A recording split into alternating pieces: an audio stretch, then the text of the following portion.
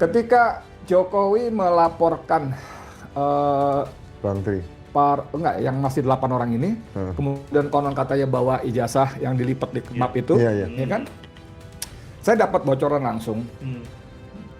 Kan Jokowi diperiksa 22 pertanyaan 1 jam, katanya gitu kan ya. Itu buat kita yang biasa mondar-mandir diperiksa di BAP oleh penyidik itu satu hal yang mustahil. 22 pertanyaan 1 jam tuh mustahil sekali, sangat mustahil. Tapi saya dapat informasi bocoran dari bintang 4, tentu pensiunan. Dia tuh bukan dari periksa, dia nagih. Bulan apa itu waktu itu? Lebih 6 bulan yang lalu. Dia nagih penyidik, kenapa kalian nggak penjarakan orang-orang ini juga? Seorang penyidik mengatakan, menurut informasi berkas perkara dari jaksa bahwa berkas perkara sudah tidak perlu dilengkapi. Itu tidak diatur di KUHP. Jadi nunggu jaksa ngomong aja. Berkas perkara nyatakan nggak ada, Mas nggak perlu dilengkapi. Itu bukan bahasa hukum itu. Siang hari ini kita akan mendiskusikan tema krusial ya. Tema krusial terkait dengan P21 rencana sidang ijazah Jokowi ya.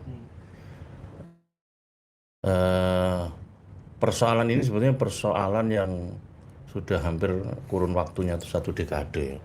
Mulai tahun 2016, tahun ketiga ya.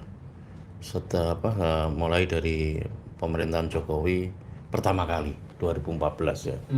2014, 2015, 2016. Yang diawali dari sebuah tulisan sebuah buku yang ditulis oleh Bambang Tri berjudul Jokowi Undercover. Lalu kemudian berkembang kasus, akhirnya disidangkanlah dengan keputusan inkrah atas Bambang Tri dan Gus Nur ya. Gus Nur sampai terakhir kemarin mendapatkan gerasi ya dari Pak Prabowo ya. Remisi ya. Pengurangan hukuman ya, bukan gerasi ya nomenklaturnya. Lalu kemudian juga berkembang tawaran tentang RJ, restoratif justice. Restoratif justice dalam konteks implementasi hukum pidana. Nah, nanti Pak Ugro bisa menjelaskan soal dinamika ini.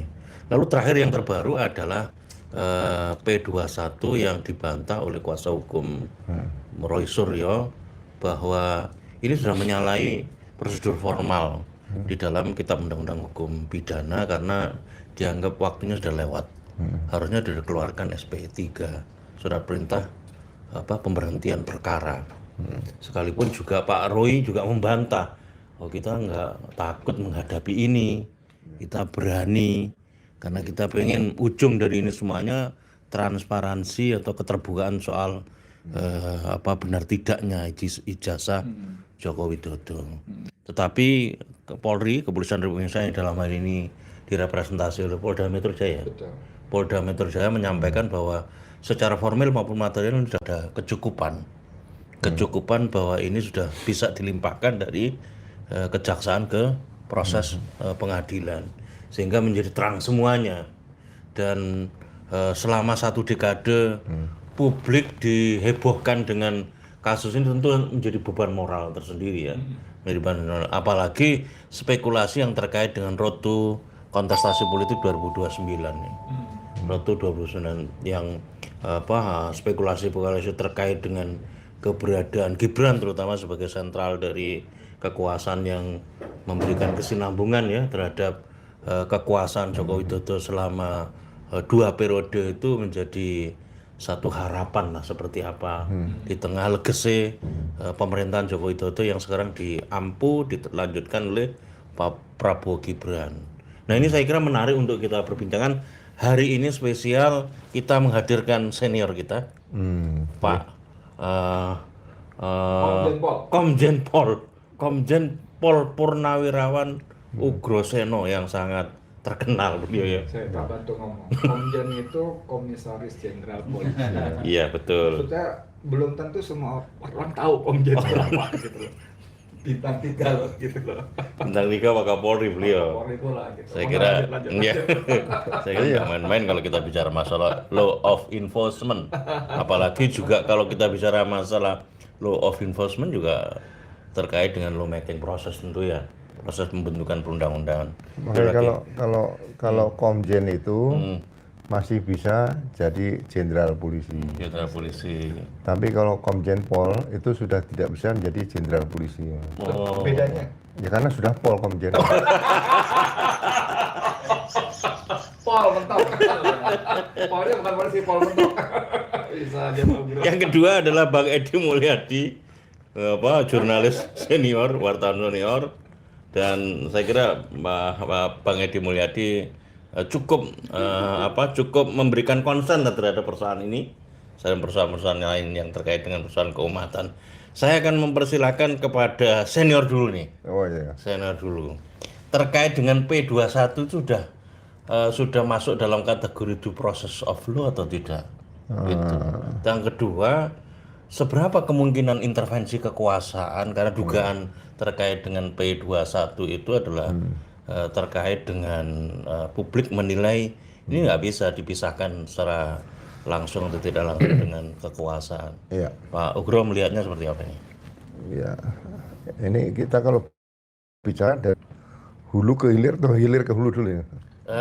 Kalau Habibie itu mulai dari ke 0. Nah, ya. Nah, kalau Pak Ugro bilang mulai 0 ke 100 lah. Jadi gini, Pak. perkara yang dilaporkan oleh Pak Jokowi dan 3 orang lainnya tadi, Andi Kurniawan CS lah, Lejo Macan sama satu lagi Samuel Sweken itu ya, 4 orang itu. Nah, itu pasal-pasalnya kan 310, 311, ya kan, pencemaran nama baik, fitnah. Wah, ditambah lagi supaya ancamannya agak lebih besar gitu ya, lebih tinggi. 12, ya kan? 27A, terus 28, terus 32, 35. Dari awal itu ya. Nah, saya melihat ini peristiwa pidana apa gitu kan. Ya. Nah, kemudian dikaitkan dengan pasal 63 KUHP yang lama itu, kalau ada suatu perkara tindak pidana, ada pidana umum dan pidana khusus, itu yang ditangani pidana khususnya, bukan dua-duanya digabung. Nah, itu sudah kesalahan fatal. Mau nggak mau kita aturan undang-undang kan dibaca secara eksplisit, nggak boleh dianalogikan kemana-mana seperti itu. Satu, ya kan? Nah, setelah mulai berjalan pasal pencemaran nama baik itu tidak bisa dengan tersangka dilakukan bersama-sama. Kalau perampokan bisa, tapi ada pasal penyertaan. Siapa otaknya, siapa yang menyuruh melakukan, siapa yang membantu itu ada. Nah, kalau pencemaran nama baik mana bisa dilakukan? Kita merencanakan dulu nih untuk mencemarkan nama baik. Tidak pernah ada peristiwa perkara yang menyatakan kita akan mencemarkan nama baik, enggak. Karena apa yang dikatakan oleh para terlapor waktu itu adalah melakukan satu penelitian, ya kan? Karena terhadap dugaan ijazah yang dimiliki oleh pejabat negara seperti itu. Ya kan? Fitnah juga sama. Itu nggak bisa fitnah dilakukan secara bersama-sama. Satu kampung memfitnah orang, nggak bisa juga. Fitnah ya orang per orang. Nah, yang ketiga, pencemaran nama baik itu, kalau memang itu pencemaran ya, terlapor itu setidak-tidaknya sudah punya dokumen juga, dokumen pendukung. Tapi kalau fitnah itu sama sekali nggak ada bukti apa-apa, dokumen nggak ada itu. Beda loh pencemaran dan fitnah itu. Bedanya apa, Pak Bro? Loh, kalau fitnah itu benar-benar kosong. Saya mau fitnah orang, misalnya apa? Dikatakan sekarang yang gampang lah. Pak Roy Suryo dicap kata-kata panji. Loh, itu peristiwa pidana itu tidak ada, semuanya udah selesai, nggak ada masalah. Sudah ingkrah malah putusannya. Iya, itu kena fitnah itu. Seperti itu. Nah, setelah laporan itu diproses berjalan, ya kan, kemudian pelapor menyerahkan ijazahnya. Menyerahkan ijazahnya ini sebagai barang bukti apa? Atau barang titipan? Okay. Kalau dia dititipkan di kantor polisi, dititipkan penyidik, kantor polisi bukan kantor titipan benda sitaan negara. Yang ada tuh di KUHP tuh rumah penyimpanan benda sitaan negara, bukan rumah penitipan benda sitaan negara di KUHP loh. Iya. Penyimpanan ya. Iya. Nomenklatur. Berarti kan artinya ijazah yang dimiliki Pak Jokowi ini barang bukti. Barang bukti barang yang digunakan pada saat kejahatan atau hasil kejahatan. Jadi orang jangan melihat itu gampang, itu biasa aja, jangan. Ya. Sudah berjalan di situ, ya kan. Kemudian dasarnya pencemaran nama baik atau fitnah yang dilaporkan, oke, kita terima dulu sementara, walaupun salah-salah. Nah, pasti ditanya waktu dialog-dialog dengan pengacara Pak Jokowi itu di Rakyat Bersuara, yang merasa dicemarkan. Cemarkan karena apa?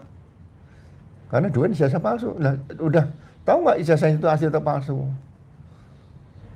Sambil guyon saya bilang, semua ijazah yang dimiliki itu orang se-Indonesia asli. Cuma asli dari perguruan tinggi atau asli di luar perguruan tinggi kan gitu. Betul. Lu asli itu, mana ada yang palsu. Iya. Gigi palsu tuh gigi asli, tapi asli bukan gigi gitu loh. Nggak ada gigi palsu seperti itu kan. Udah. Gitu ya. Nah, proses penyidikan berjalan. Nah, penyitaan semua tuh selain ijazah Jokowi ada kurang lebih 709 barang bukti. Iya. Nah, tapi kalau nggak salah ada 17 atau berapa ya? Nggak sampai 20 barang bukti yang utama tadi situ ada. Kalau yang 709 itu kan dokumen-dokumen. Nah, semua yang disita itu kan harus minta penetapan pengadilan. Disita dari siapa? Dibuat berita acara. Itu pasti ada 709 minimal 709 berita acara pemeriksaan penyitaan barang bukti. Ada 709 minta penetapan pengadilan, nggak segampang itu. Penetapan pengadilan. Ya, saya minta penetapan. Kecuali sebelum disita ini kan barang tidak termasuk barang yang bukan di tertangkap tangan misalnya gitu. Kalau tertangkap tangan itu disita dulu, nanti baru minta penetapan pengadilan. Nah, dalam proses berjalan yang kita ikuti aturan-aturan tentang mulai proses hubungan antara koordinasi antara penyidik dengan jaksa peneliti atau kejaksaan lah. Itu aturannya yang sangat jelas kita baca adalah dulu ada peraturan Jaksa Agung nomor 13 tahun 2019 soalnya. Tapi sekarang dengan lahirnya hukum acara pidana ini itu diterbitkan pedoman Jaksa Agung nomor 1 tahun 2026. Nah, itu tanggal 2 Januari 2026. Jadi Kejaksaan Agung sudah menyiapkan pedoman Kejaksaan Agung tadi, ya kan? Itu saat Undang-Undang nomor 20 tahun 2023 tentang KUHP tadi dinyatakan berlaku sama-sama. Nah, disinilah tentang koordinasi itu berjalan, ya kan? Kalau kita perhatikan, ya memang sangat-sangat jelas di situ. Sejak penyelidikan saja itu sudah bisa dikoordinasikan dengan kejaksaan, pihak kejaksaan. Nah, mulai berkas itu nanti lakukan penyidikan, berarti ada surat perintah penyidikan dan ada SPDP. Nah, itu kan diberikan tembusan di jaksa. SPDP apa? Surat pemberitahuan dimulai penyidikan. Nah, surat pemberitahuan dimulai penyidikan sudah berjalan. Nah, kalau itu dalam penyidikan berkas dinyatakan sudah lengkap, ya kan? Itu ada aturan penyidik menawarkan restoratif justice. Jadi setelah P21 itu? Belum. Oh, P19. SPDP. Setelah berkas lengkap. Lengkap versi polisi. Ya, sebelum dilimpahkan ke jaksa. Sebelum pelimpahan pertama loh. Itu menawarkan, ini bagaimana? Mau ada restoratif justice nggak? Nah, ini ada nggak penawaran seperti itu? Kepada kedua belah pihak ya? Kepada terlapor. 8 orang tadi. Jadi RJT yang minta RJ bukan pelapor. Yang minta itu biasa terlapor atau penyidik menawarkan. Jadi dilihat waktunya bisa dicek itu. Nah, setelah katakan penyidik menawarkan, ya, atau terlapor minta, terlapor bikin surat resmi. Ini kan penyidikan nggak bisa ngomong direkam kan nggak bisa, ya kan? Pakai voice note itu nggak boleh, resmi. Nah, tahu ada RJ bener, Egy Sujana dan Damai Harilubis, ya kan? Nah, RJ ini Damai Harilubis sama Egy Sujana ini yang minta Damai Harilubis, Egy Sujana atau siapa? Seharusnya kalau pada saat Damai Harilubis dan Egy Sujana sebelum berangkat ke Solo, pada RJ itu harusnya dilaksanakan di kantor polisi, bukan di rumah pelapor, di rumah Jokowi, bukan. Itu berarti ada potensi-potensi, indikasi, intimidasi dan sebagainya. Nggak boleh itu. Ya kan? Nah, sebelum ada RJ tadi, kalau memang murid dari Damai Harilubis dan Egy Sujana, itu mereka para tersangka bicara dulu dong. Seyuknya seperti itu. Gimana nih Mas RJ? Nah, kalau RJ kemudian bisa ditempuh oleh Egy Sujana sama Damai Harilubis dan disetujui sama, 1 orang dari 8 orang ini minta RJ, ya kan? Sesuai dengan pasal 79 sampai 84 hukum acara pidana yang baru, ya kan? Itu kan dipanggil semua oleh penyidik di kantor polisi, pelapor, terlapor, penasihat hukum, penyidik pembantu kumpul. Oke, RJ, ketentuan hukum acara pidana pasal 79 ini 7 hari harus selesai nih. Nah, sepakatan semuanya setuju.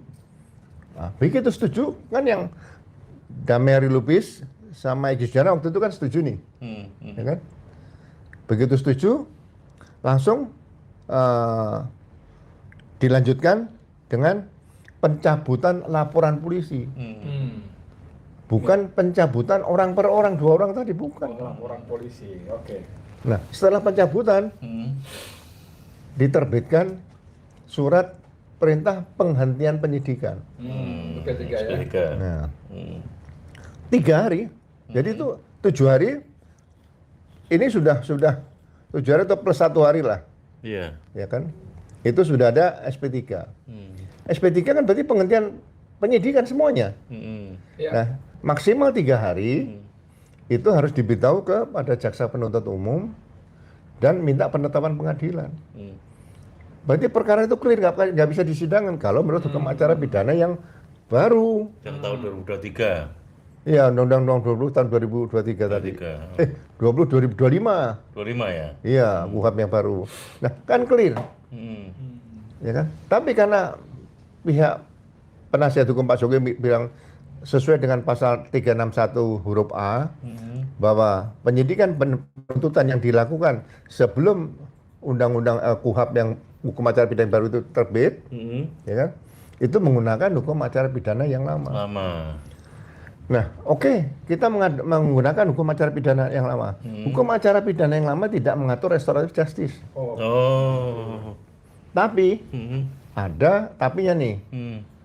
Tiba-tiba ada lahir peraturan kepolisian nomor 8 tahun 2021. Tiba-tiba loh. Nah, peraturan kepolisian nomor 8 tahun 2021 itu mekanisme restoratif justice. Nah, restoratif justice yang dilakukan berdasarkan peraturan kepolisian nomor 8 tahun 2021 itu kalau sudah disepakati sama perkara dihentikan penyidikan. Tapi dasar penghentian penyidikan itu adalah demi hukum. Karena di KUHP yang lama itu Undang-Undang 881 itu penghentian penyidikan ada 3. Bukan tidak pidana, tidak cukup bukti atau demi hukum. Nah, ini diambil demi hukum. Padahal demi hukum ini dalam hukum acara pidana hanya ditulis 3 juga. Nebis in idem, kedaluarsa, tersangka meninggal dunia. Nah, permasalahannya kalau demi hukum itu RJ-nya Egy Sujana sama Damai Harilubis berdasarkan Undang-Undang 881, ini demi hukum yang mana nih? Tersangka meninggal dunia masih hidup. Ya kan? Nah, bis in idem ini perkaranya belum pernah diputus nih. Ya kan? Terus yang ketiga tadi kedaluarsa ini juga enggak. Tapi kita ikuti saja lah. Nah, sekarang pertanyaan saya. Kalau sudah dihentikan penyidikan, apakah itu menggunakan peraturan kepolisian nomor 8 tahun 2021 dan hukum acara pidana nomor 8 tahun 81 ataupun dengan hukum acara pidana yang baru Undang-Undang nomor 20 tahun 2025, ya kan? Nah, apakah ada berkas perkara yang bisa maju ke jaksa dan ke pengadilan? Data seluruh Indonesia saya yakin tidak ada, walaupun saya belum dapat. Ya sudah SP3 kok, kan selesai nih. Ya kan? Nah, kembali sekarang ke perkara yang Pak Roy Suryo CS ini kan. Tiba-tiba muncul lagi ada RJ-nya Rismond. Nah, Rismond ini kalau saya yakini itu dia juga sama datang ke Solo. Solo bukan kantor polisi kan, lucu kan? Ya, harusnya dilakukan seperti apa yang saya ceritakan di awal. Nah, tapi tekanannya cukup banyak dia. Karena dia menulis buku GG dan dia juga diancam akan dibuka masalah yang Ijazahnya. tidak benar ijazah dan pembayaran uang pengembalian ke surat keterangan kematian juga itu di Jepang kan, ya kan? Tapi kalau Rismondnya ini jeli konsultasi dengan penasihat hukumnya, ya. Kalau perkara masalah surat keterangan kematian yang dibikin oleh keluarganya tadi, itu penanganannya kan di Polda Yamaguchi, bukan di Polda Metro. TKP di sana, ya kan? Ya, itu kan sesuatu yang mustahil ya misalnya gitu ya. Nah, oke lah sambil berjalan. Nah, sekarang kembali ke perkara sebelum P21 nih, kita sudah ngarah agak ke ujung ya. Nah, kalau dikatakan secara formal penelitian, nah kembali kepada Pedoman Jaksa Agung nomor 1 tahun 2026.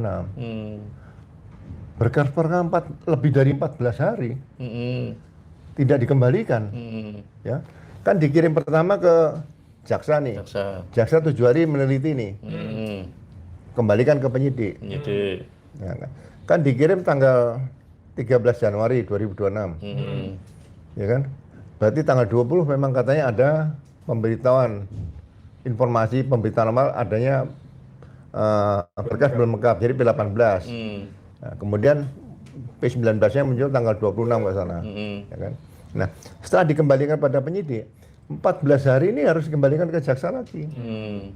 Kalau 14 hari tidak ditepati, itu SPDP berhenti, dikembalikan.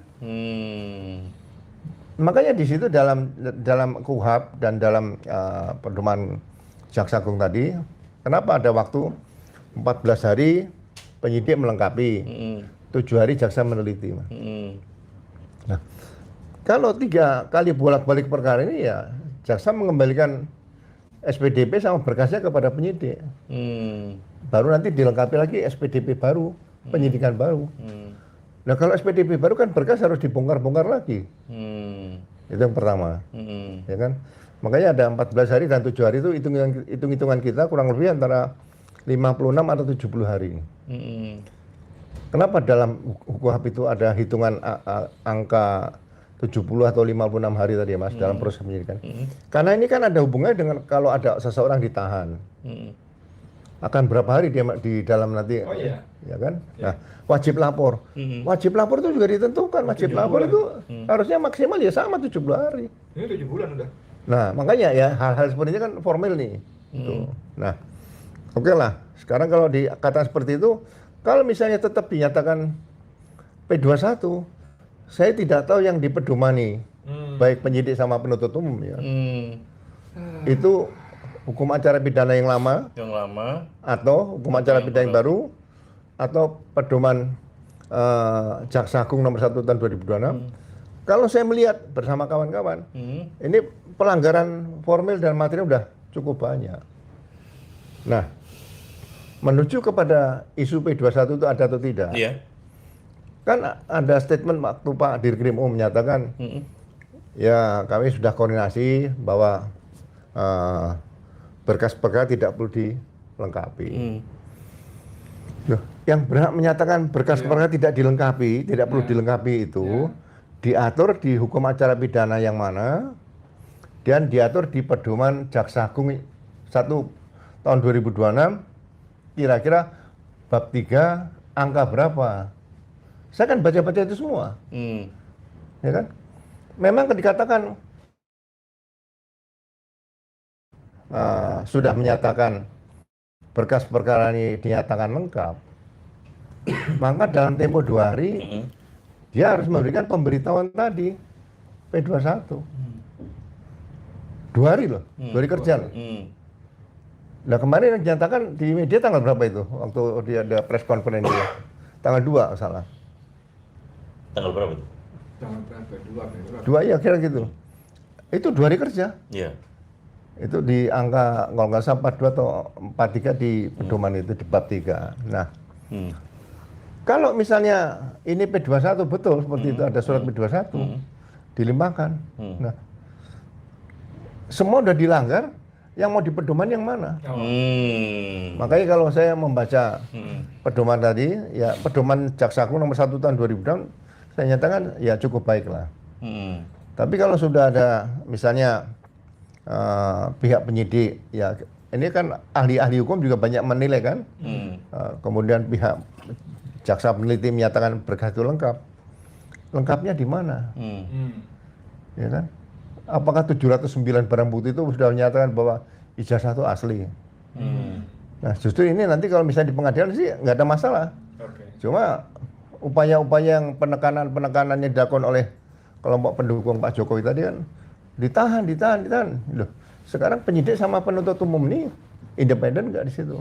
Nah, saya berani cerita semua ini karena sejak awal, ya mohon maaf, saya bukan mengatakan bahwa diri saya adalah baik nggak, tapi ya saya berusaha baik selama tugas di polisi lah gitu aja. Karena apa? Polisi juga manusia dan punya nurani. Makanya polisi tidak bisa diganti robot, Mas. Nggak bisa. Makanya kalau ada beli Robocop dari robot-robot itu, saya sendiri tidak sependapat. Karena polisi tetap manusia. Nah, yang saya pernah buktikan adalah pada saat itu tadi, mungkin saya sering ceritakan ya, orang bosan mungkin. 3 terpidana mati, saya tidak melawan, tapi saya berbeda pendapat. Yang bersangkutan ini sudah mulai proses pengadilan tingkat pertama, banding, kasasi, PK. Gerasi pertama ditolak. Udah 5 gerbang nih. Ya kan? Begitu dipaksakan eksekusi, saya menolak. Kenapa? Karena di Undang-Undang Gerasi nomor 22 tahun 2002 itu gerasi bisa diajukan 2 kali. Yang bersangkutan gerasinya ditolak itu November 2005. Nah 2006 mau dieksekusi, padahal dia akan mengajukan gerasi kedua nanti November 2007 sesuai dengan Undang-Undang Gerasi. Nah, saya berbeda pendapat. Nah inilah kadang-kadang ya aparat ya, terutama aparat penegak hukum itu saya katakan sekali lagi bukan robot, ya harus berani beda pendapat. Ya kan? Kalau nggak berani beda pendapat ya maaf ngapain dulu mengabdikan diri kepada negara dan bangsanya untuk melaksanakan perintah, siap melaksanakan perintah atasan. Waktu beliau Kapolda, tanda kutip melawan perintah atasan. Bukan melawan tuh ya, berbeda pendapat. Berbeda pendapat, bukan melawan. Atasannya marah. Iya. Artinya ada koridor hukum yang dipakai sebagai argumentasi hukum kan ya. Makanya saya sambil guyon nih Mas Dedi ya, Mas Mat. Kok saya bisa jadi Wakapolri? Iya, betul juga ya. Tapi jangan lupa di dunia ini masih ada Allah Subhanahu Wa Taala. Masya Allah. Loh, saya sendiri nggak merasa kok bisa jadi kan, itu saya tanda tanya. Tapi ya saya bersyukur alhamdulillah seperti itu ya. Tapi saya nggak pernah berusaha untuk ya dengan berbagai cara supaya bisa mencapai orang nomor 2 di Polri, enggak. Ya, Pak Ugro, pertanyaan krusialnya dengan dinamika yang Pak Ugro tadi sampaikan, banyak indikasi atau tidak ya? Apakah ini memang ada kecacatan dari sisi formil yang Pak Ugro tadi sampaikan? Bahkan penetapan P21-nya itu berpedoman kepada apa itu pun juga masih belum nggak jelas. Pak Ugro lihat kejelasannya kan begitu. Seberapa sebetulnya yang Pak Ugro berdasarkan atas pengalaman atau penelitian dari proses hukum yang berjalan selama ini tentang intervensi kekuasaan terhadap pelimpahan dari proses penyidikan ke pelimpahan perkara, Pak? Ya, seperti gini, itu penegakan hukum itu sebenarnya ada bukan barrier lah, filter lah. Nah, dalam proses penyidikan itu waktu diteliti oleh jaksa peneliti, itu kan penelitian formil dan material. Loh, materialnya saja ini sudah SP3, sudah ada surat perintah penghentian penyidikan. Terus menggunakan LP nomor berapa berkas perkara ini? Menggunakan LP nomor berapa? laporan polisinya loh. Kan sama dengan mobil jalan di jalan raya tanpa plat nomor, tanpa STNK. Lah kok bisa diterima oleh penerima di jaksa nih? Ini ibaratnya loh. Nah itu baru material dan formilnya. Udah bolak-balik lebih dari 11 hari. Nah buat apa ada pedoman Jaksa Agung nomor 1 tahun 2026? Ya dirubah dulu pedomannya bahwa penelitian dan penyerahan berkas tadi melengkapi petunjuk jaksa tadi 11 hari atau lebih gitu loh. Nah tapi kalau 11 hari atau lebih ini kepastian hukum di mana? Orang hamil saja 9 bulan, nggak ada yang ditulis 9 bulan atau sampai 18 bulan kan nggak ada seperti itu. Ya kan? Semua ada aturan minum obatnya 3 kali, nggak bisa minum obat ini, 3 nggak sembuh, sampai 30 kali. Kan nggak mungkin, 1 hari 30 kali minum obat. Baginya per jamnya susah. Nah seperti itu. Jadi ya kita ada aspek agak guyon sedikit supaya orang bisa menganalogikan, ternyata itu ada angka 11 dan angka 7 dalam kitab undang-undang hukum acara pidana seperti itu. Sebelum saya beralih ke Bang Edi Mulyadi untuk tanya lebih spesifik dari perspektif media ya. Pak Ugro yang terakhir Pak. Sebetulnya kalau melihat prosesi antara proses hukum yang berjalan mulai dari sidik, selidik sampai ke pengadilan ya nanti akan terrealisasi ke depan. Itu problem kita itu dalam case yang sekarang dihadapi oleh CS ya dengan berbagai dinamika dialektikanya di mana berbeda antara pihak kepolisian Republik Indonesia dengan pihak kuasa hukum Roy Suryo CS itu problemnya di problem penegakan hukum atau di aspek legal aspeknya Pak, di law making proses hal yang terkait dengan acuan Pak. Ya, due process law-nya aja yang kira-kira ada ragu-ragu. Mungkin nggak seseorang kalau bukan seorang Jokowi itu lapor seperti peristiwa ya kan? Contohnya nggak usah lah, wakil gubernur Bangka Belitung itu yang diproses hukum. Sama nggak bisa dilakukan seperti Jokowi nggak? Itu loh, dituduh ijazahnya palsu. Terus harusnya dia melaporkan kok. Diproses dia sampai sekarang udah dicopot. Nah, yang benar kan yang di Polda Bangka Belitung. Seperti itu, nggak usah ragu-ragu walaupun dia pejabat wakil gubernur waktu itu, seperti itu. Jadi saya melihatnya di situ mulai dari awal, ya kan?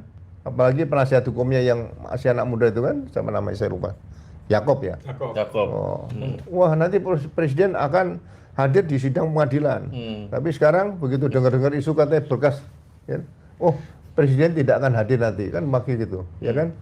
Jadi ya sekali lagi kata-kata seperti yang pernah saya garis bawahi ya, seorang penyidik mengatakan menurut informasi berkas perkara dari jaksa bahwa berkas perkara sudah tidak perlu dilengkapi. Itu tidak diatur di KUHP. Jadi nunggu jaksa ngomong aja. Berkas perkara nyatakan nggak ada, Mas nggak perlu dilengkapi. Itu bukan bahasa hukum itu. Improvisasi. Sekaligus untuk menunjukkan saya bersama Anda loh. Terima kasih kita dulu Pak Ugro. Perspektif hukumnya luar biasa. Saya beralih ke junior ini, Bang Edi Mulyadi. Kalau dari sisi kasusnya itu sendiri kan udah lama ya, hampir 1 dekade. Ini sebetulnya murni persoalan hukum atau persoalan politik ini? Gimana Pak Edi? Ini saya dengar ceramahnya lama lagi. Penjelasan Pak Ugro ini betul-betul menarik ya. Jadi tadi kalau Cak Slamet mau apa dulu? 0 dulu ke 100 apa 100 ke 0 gitu kan ya. Beliau pilih yang pertama 0 dulu ke 100 dan rinci kan, rigid. Dan sangat rinci dan apa ya? Dipaksakan. Dipaksakan banget. Semua SP3 soal ini kan gelondongan laporan polisi soal restoratif justice. Ngapain ke Solo? RJ itu kan yang terbaru misalnya soal gelondongan ini kan ya. Yang terbaru kakek Muji yang di PTPN di Lampung. Ya kan dituduh nyuri getah karet 8 karung bersama temannya. Para bergulir rame dan antara kasih instruksi PTPN udah restoratif justice selesai. Pak kakek Muji yang 70 tahun itu tidak jadi ditahan. Tapi 2-3 hari kemarin saya baca, dia masuk lagi. Karena apa? Karena yang kedua temennya nggak dimaafkan oleh PTPN. Batal. Aneh, Itu soal tadi. Aneh.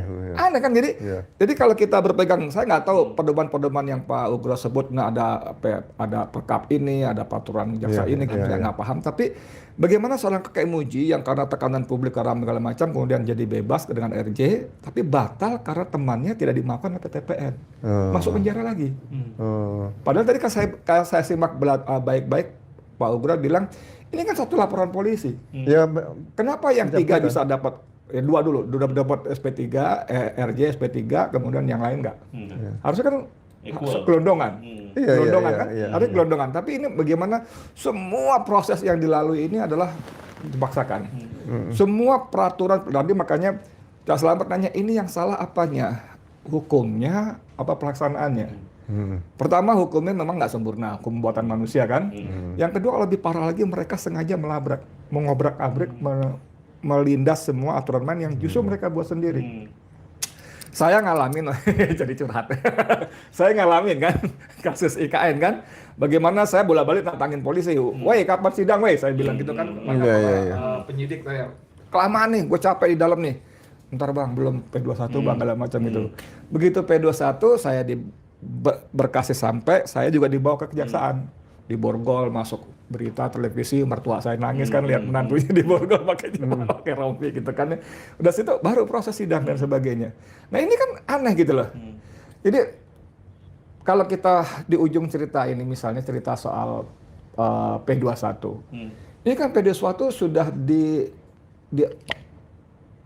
diamplifikasi sejak April.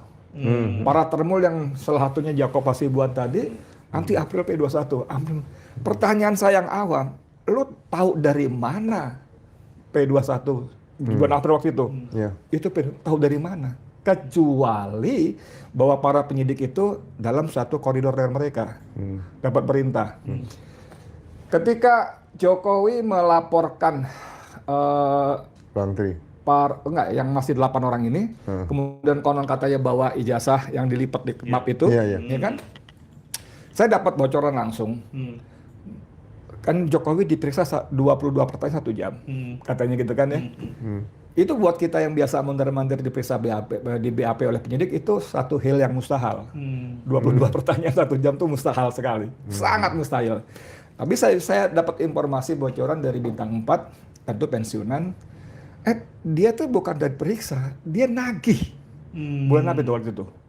Lebih 6 bulan yang lalu, dia nagih penyidik, kenapa kalian nggak penjarakan orang-orang ini juga? Dia nagih. Lalu saya berimprovisasi, saya nggak bilang saya dapat informasi dari sumber, tapi saya berimajinasi. Kalau Jokowi datang ke penyidik, itu dengan langkahnya saya pakai jalan gitu kan. Lalu saya duduk, bukan ditanya, Bapak apa kabar? Ditanya, kamu kenapa mereka belum kalian tangkap? Ya, asik nggak? Pak ini nih. Ini dialog imajiner. Imajiner saya. Imajiner saya. Kan biar aman. Kalau saya bilang sumber saya mengatakan, nanti saya ditanya siapa sumber lo, kan repot kan? Imajinasi. Padahal sumber saya mengatakan begitu. Saya buka sekarang nih. Terus, kamu kenapa belum? Ini. Apa kurang yang saya kasih ke kamu? Itu serius, bos. Habis peristiwa itu ada seorang kombes aktif di Sulawesi Selatan telepon kepada yang di Polda. Wah gila, dapatnya tebel banget nih, kita nggak pernah dapat seperti ini. Kan gila. Tapi saya bilang imajinasi saya seperti itu. Nah, jadi bagaimana seorang ini nih, kasus ini sangat dipaksakan, penuh rekayasa, dan bukti-bukti disampaikan sangat baik oleh Pak Ugro, bagaimana aturan ini, peraturan itu segala macam ditabrak, dilanggar. P21 ini juga kan aneh gitu loh. Seperti tadi bilang, harusnya kan dari mulut jaksa. Sudah P21. Tiba-tiba si diskremumnya sudah menyatakan berkas lengkap, bukan P21. Udah lengkap. Udah lengkap gitu loh.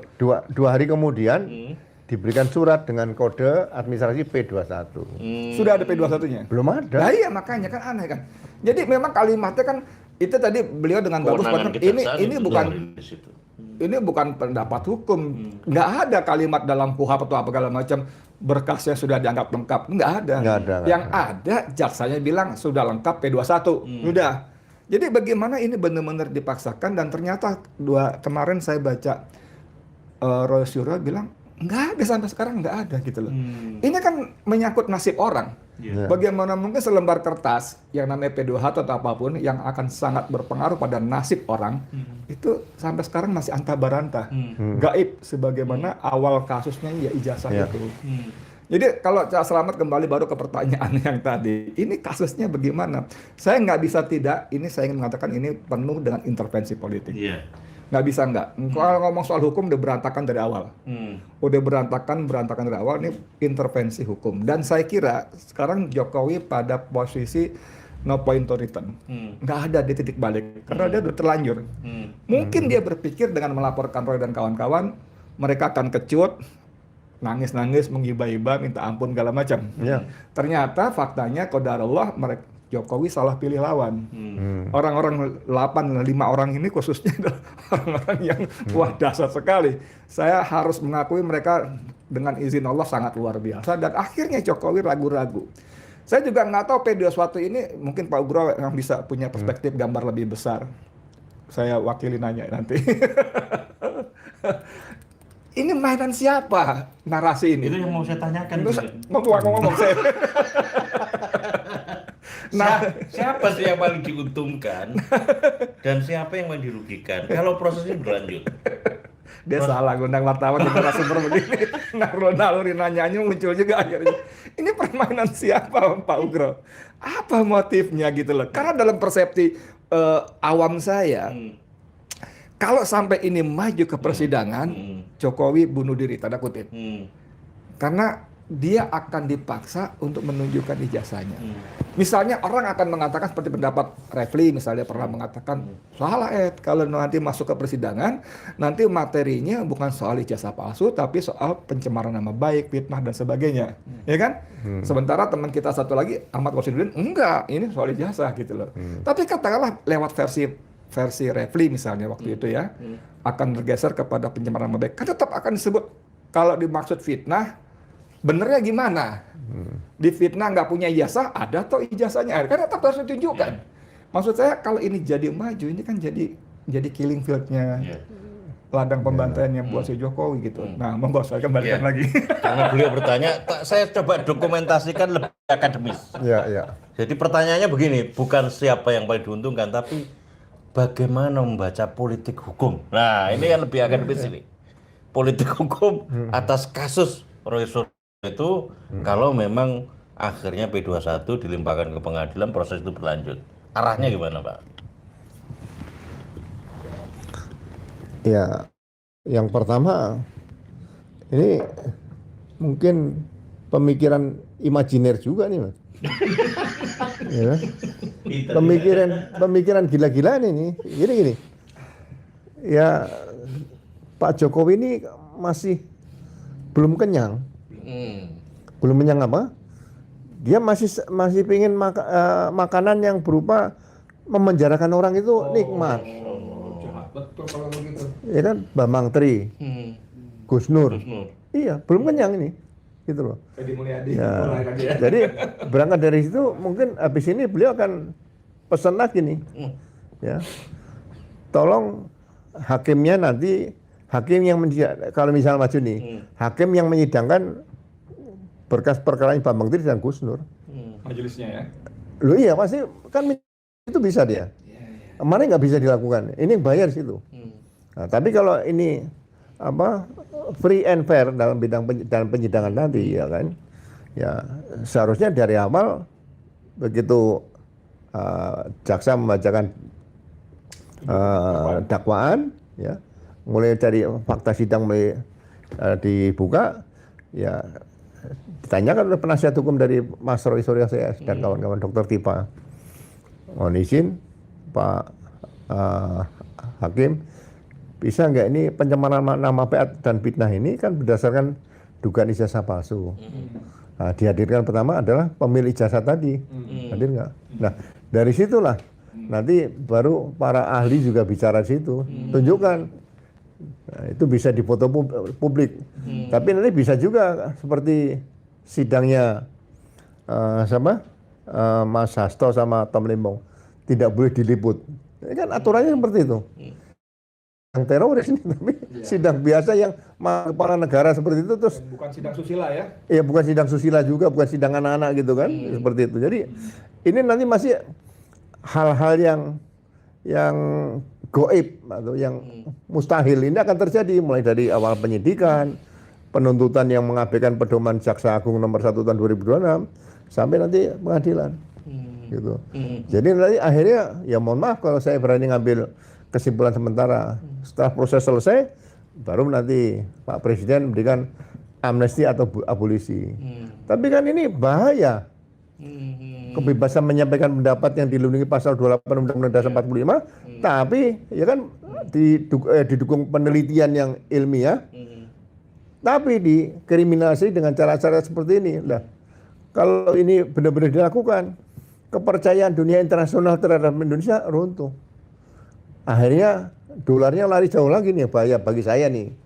Tapi kalau kasus laporan Pak Jokowi ini jelas bahwa itu sudah banyak dugaan pelanggaran baik undang-undangnya, hukum acara pidana, kemudian pedoman Jaksa Agung, kemudian ada peraturan kepolisian juga yang dilanggar. Terus ini bisa diambil keputusan yang tepat dan benar. Saya yakin seperti zaman Pak Habibie, dolar langsung turun, ya kan? Menjadi 16.000 jadi 6.000 kan, seperti itu. Saya berani jamin itu, ya kan? Masa kita nggak cinta Indonesia dalam kondisi sekarang ini masih ada yang main-main dengan hukum? Yang penting trust dunia internasional terhadap Indonesia harus kita bangun. Jadi sekali lagi ya nggak usah ragu-ragu kalau menyatakan bahwa tekanan-tekanan pihak luar dalam criminal justice system di Indonesia ini masih potensinya masih cukup besar seperti itu. Ya. Terakhir Pak Ugro, bisa disampaikan rekomendasi Pak, rekomendasi dalam bentuk baik dari sisi lawmaking proses maupun law of enforcement Pak terkait dengan kasus ini. Tentu bukan yang sederhana karena produk hukum itu kan produk kekuasaan ya. Kekuasaan dengan hukum itu satu kesatuan yang tidak bisa dipisahkan. Tapi semua rakyat sekarang masyarakat kan mendambakan bagaimana proses hukum itu bisa benar-benar proses hukum itu bisa benar-benar equal, bisa benar-benar terrealisasi sehingga masyarakat itu tidak serba dihantui oleh karena ketidakadilan penguasa begitu Pak. Dan Pak disampaikan rekomendasi Pak. Ya suka nggak suka atau mau nggak mau ya. Jadi yang pertama Pak, saya dari dulu selalu memikirkan gini, apakah ada semacam pengawas independen yang bisa ngawasi criminal justice system? Bukan Kompolnas, bukan Komisi Kejaksaan, bukan KAY. Ini yang bisa ngawasi bener-bener nih. Tapi tetap institusi, lembaga? Oh iya. Tetap ya? Iya. Jadi contoh Dewan Pengawas KPK aja juga nggak jalan. Bawaslu nggak jalan. Tapi mengawasi 3 instansi ini itu di atas. Seperti itu. Atau kita kalau mau ide gila lain lagi. Ya kan? Ide gila gini. Perkara-perkara yang menyangkut presiden atau pejabat negara, menyangkut kekayaan alam, kekayaan negara kita, ya kan? Ada penyimpanan dana yang dilarikan ke luar negeri dan sebagainya, ya kan? Ya, khusus penyidikan hal-hal seperti ini yang sangat mengganggu perekonomian negara ini, ya perlu ada badan investigasi negara. Ya, saya berpikir, saya mohon maaf loh ya, kadang-kadang agak ekstrim juga saya. Kenapa BIN itu tidak menjadi badan investigasi negara? Dari Polri, anggota baik yang masih aktif dan purnapan bisa direkrut situ, TNI bisa, Kejaksaan Agung bisa di situ, BPKP bisa, BPK bisa, ahli keuangan ada, penasihat hukum juga bisa di situ. Dan kalaupun dibantu oleh penyelidik swasta yang bisa bahasa Inggrisnya bagus, bisa menyelidiki kekayaan pejabat negara Indonesia di luar negeri. Demi menyelamatkan Indonesia dari kebangkrutan atau kehancuran ke depan nanti. Ini mungkin dibutuhkan. Pasti orang tanya, loh, kemudian Badan Intelijen Negara kemana? Loh, intelijen negara itu dulu kan ada istilahnya Badan Koordinasi Intelijen. Bahkan Badan Kodeksi Intelijen. Koordinasi. Bakin, Jombang Sugama. Nah, itu yang dijabat oleh seorang wapres. Jadi wakil presiden Republik Indonesia tuh mengemban sebagai kepala bakin seperti dulu. Jadi nggak usah pakai BIN yang ada. BIN ini menjadi Badan Investigasi Negara seperti FBI ya. Seperti lo ya. Bukan saya mengatakan bahwa negara kita federal, bukan, seperti FBI gitu loh. Jadi KPK nggak perlu ada lagi, cukup ditangani oleh Badan Investigasi Negara gitu loh. Menurut saya hal-hal seperti ini perlu dilakukan terobosan untuk menyelamatkan bangsa dan negara kita ini. Ya.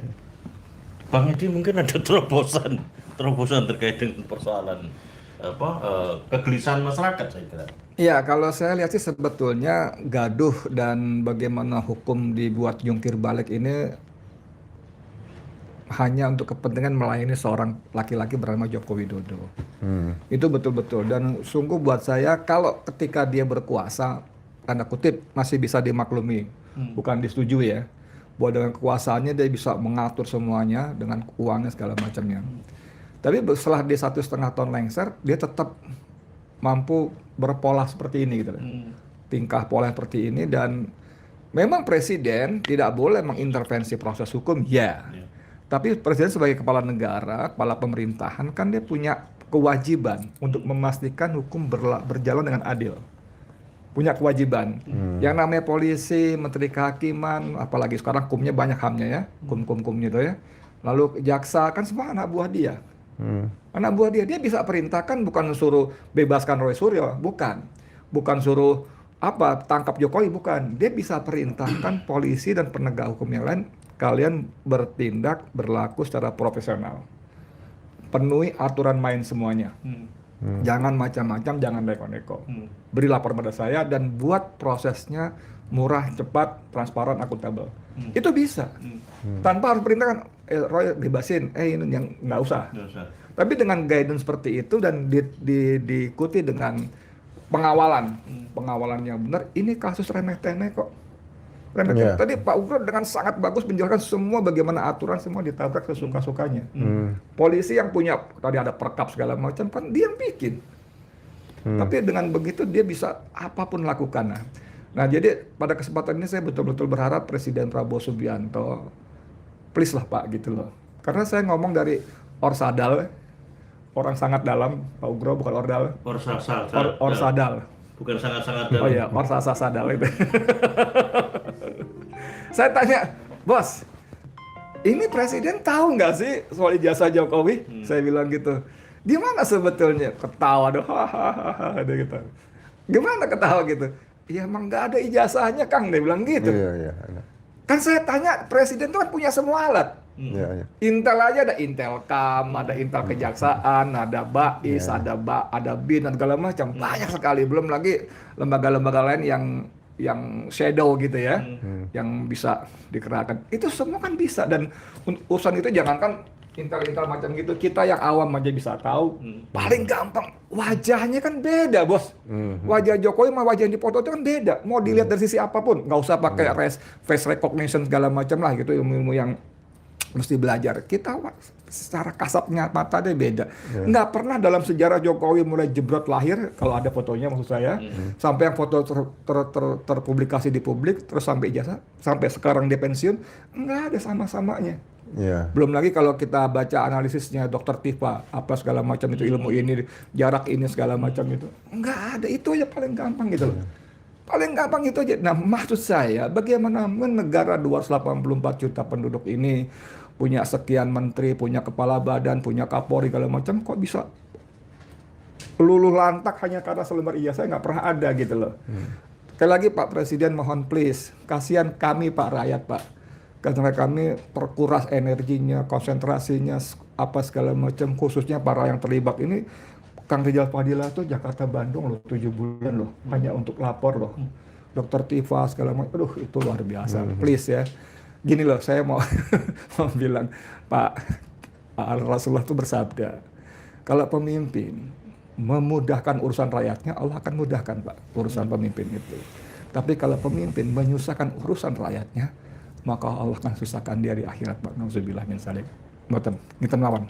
Tambah dikit ya. Monggo, Pak Ugro. Iya, tadi sampaikan sama Mas Edi tadi bagus juga gini. bahwa tidak ada niat kita untuk memenjarakan Jokowi, nggak ada. Kan kita tetap hormati sebagai mantan presiden. Sekarang kan hanya ingin membuktikan ada dugaan ijazah palsu ini benar atau enggak. Saya gampang, ya presiden bentuk aja. Nggak usah penyelesaian harus melalui sidang pengadilan, tidak harus melalui pemidanaan seseorang. Ya baik terlapor itu ya. Bikin tim gabungan pencari fakta. Panggil semuanya di situ, ya kan, ada nanti dipaparkan depan presiden, ada Kapolri, Jaksa Agung, Panglima TNI kalau perlu, ya situ kan. Terus mungkin dari DPR juga ada hadir situ. Nanti dibuka semuanya situ. Apa yang sebenarnya terjadi? Ya sudah, kalau itu udah kan ijazah palsu, ya nggak usah dipidanakan, nggak ada masalah kan. Kalau misalnya diproses juga kan, jaksa punya kewenangan untuk deponering. Deponering itu kan mengesampingkan perkara pidana. Tapi kita nggak usah sampai situ lah. Ini hanya membuktikan ijazah, dugaan ijazah palsu. Malah sekarang sudah diperkuat lagi oleh penelitian Pak Bonatua yang menggugat ke KIP tadi, Komisi Informasi Publik ya, bahwa ijazah Jokowi itu tidak ada, bukan palsu, tidak ada. Loh, kalau tidak ada bukan palsu lagi. Tidak ada. Ya, berarti memang dicari tidak ada, gitu loh. Seperti ada nggak? Ya tidak ada. Ya, mau dibawa itu? Ya di bawah itu? Ya tidak ada memang. Itu saja. Ya, terima kasih Bang Edi Mulyadi, terima kasih Pak Ugro senior kita atas perspektifnya. Semoga ini menambah semakin terangnya ya penyelesaian persoalan dugaan ijazah Pak Jokowi yang palsu itu. Sebagaimana palsunya janji-janjinya ya. Kira-kira begitu. Catatan saya sedikit saja, kalau substansi hukum itu kembalikan kepada kompromi atas manusia, memang menjadi relatif, menjadi nisbi gitu. Sesungguhnya kalau kita sebagai seorang muslim ya, hukum itu datang dari Allah Subhanahu wa Ta'ala. Tinggal menerjemahkannya aja. Dan sungguh sebetulnya apa-apa yang datang dari Allah Subhanahu wa Ta'ala sudah lengkap, tinggal mau menggali menjadi pemikiran-pemikiran hukum-hukum yang bisa dipraktekkan. Dan Indonesia ini punya 3 sumber pembentukan hukum, yakni hukum adat, hukum kolonial peninggalan Belanda, peninggalan Eropa lah yang pernah praktek di sini, dan Islam. Dan Indonesia itu populasi muslim terbesar kedua di dunia. Saya kira itu menjadi value capital value ya, value capital ya, kapital modal nilai yang luar biasa yang bisa digali untuk menyusun peradaban agung kehidupan berbangsa dan bernegara yang ada di Indonesia. Terima kasih. Shiratal mustaqim, billahi taufik wal hidayah. Wassalamualaikum warahmatullahi wabarakatuh.